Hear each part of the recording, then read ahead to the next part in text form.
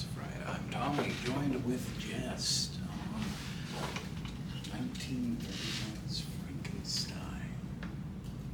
Jess, what did you think of the movie? Welcome to 50 Nights of Fright. I'm Tommy, joined with Jess. Today we are talking about 1931's Frankenstein, starring Boris Karloff. What did you think of the movie, Jess? It was a fantastic start for my first movie in this entire series. Had you seen Frankenstein before? No. And I'm glad that it was my first time watching it, to be honest. A good introduction to the gothic romance era of classic horror-dom. Yeah, it was completely different to horror movies today, and also I think that's a really cool thing, is we're going to see the evolution of horror through this series. Absolutely.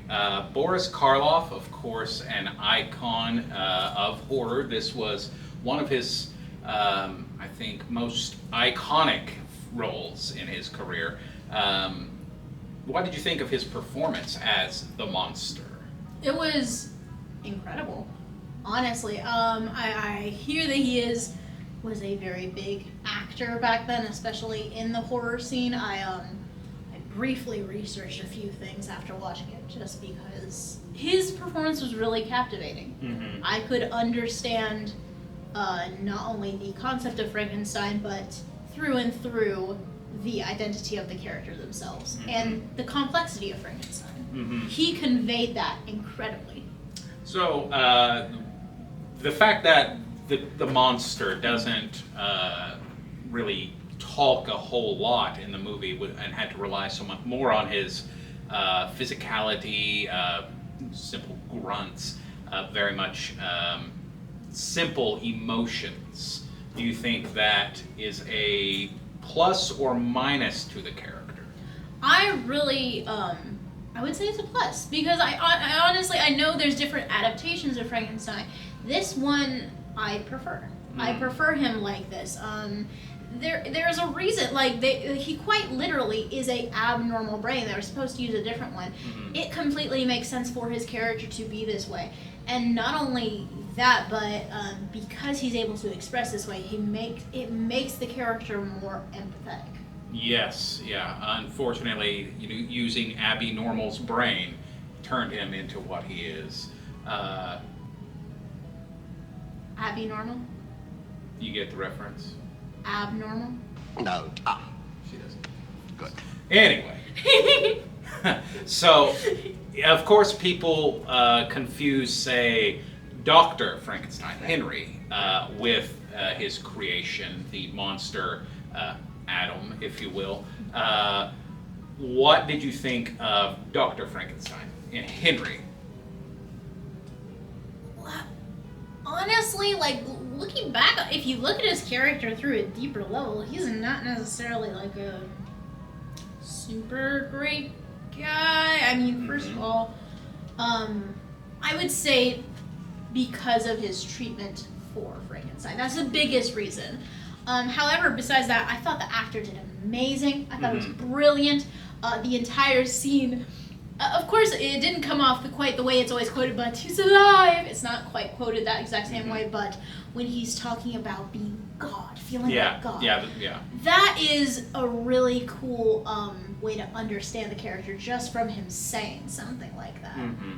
That line was actually censored for a long time in the movie, and because, of course, movie censorship back then was a lot more lax than it is today, but in later releases and after the initial release of the movie, they did cut that part out, because comparing oneself to God to be able to create something was seen as blasphemous in a way. And I mean, very much this whole story is a blasphemy, an act of taking the deceased and chopping them up, sewing them together, creating a new creature. It's not exactly what a good person would do, or what a ethical scientist would do. So in that sense, yes, Frankenstein is the monster, but the monster is not a monster. Right. He is like an animal. He can't really control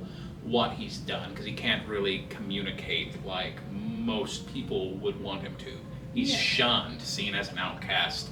There's a lot of tragedy to his character.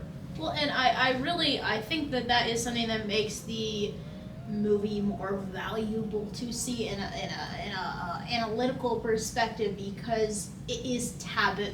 Mm-hmm. The entire concept of stealing from a grave. Yeah.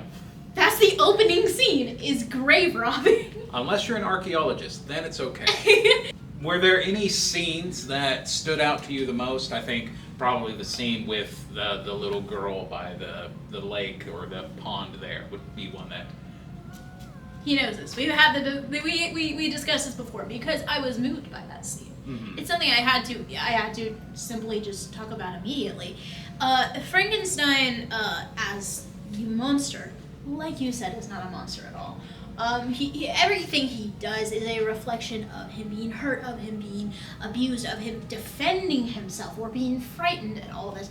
And this is the moment where he meets a girl who truly accepts him. She's not afraid of him. Mm-hmm. She's welcoming. She says, "Do you want to play with me?" Like, all this stuff. She's showing him how flowers float. And what happens, to be honest, was the most emotional moment of the film. He didn't mean to hurt her, you're right. Yeah. Well, that really plays into a lot of I think, some of the themes, is that corruption of innocence. That little girl is supposed to represent, the innocence of the monster, and because he's using Abby Normal's brain, because of that corruption, it does destroy the innocence. It's not an intentional thing, it's just a unfortunate side effect of him not being a human, not being what gives us that understanding. Which I'm really interested to see if people back then reacted the same way to the scene, if they also empathized or if they blamed him. That's just something I'd be interested in knowing. Do you think that Frankenstein belongs as an icon of horror, even if it's not so much a scary movie, but it is kind of that horrifying glimpse of what science could do, of if we threw our morals out the window? Do you think it is horror-worthy? 100% horror-worthy for a few reasons. First of all, it makes you think on a ethical level, but also, I wouldn't even say it's not scary. I'd say that mob scene, I was invested. Mm-hmm. The flames and the mob mentality, it also makes you scared because of what humans can do in their own aspect, which is intense. At least it was in that movie. Like a camping trip. On a scale of 0 to 10, what are we giving Frankenstein? I really, really liked the film. I think it was good to start with. I would say 8.5/9, around that. 8.5/9, those are high marks. Well, thank you so much for joining us on this discussion of Frankenstein. Be sure to tune in tomorrow when we are covering Dr. Jekyll and Mr. Hyde.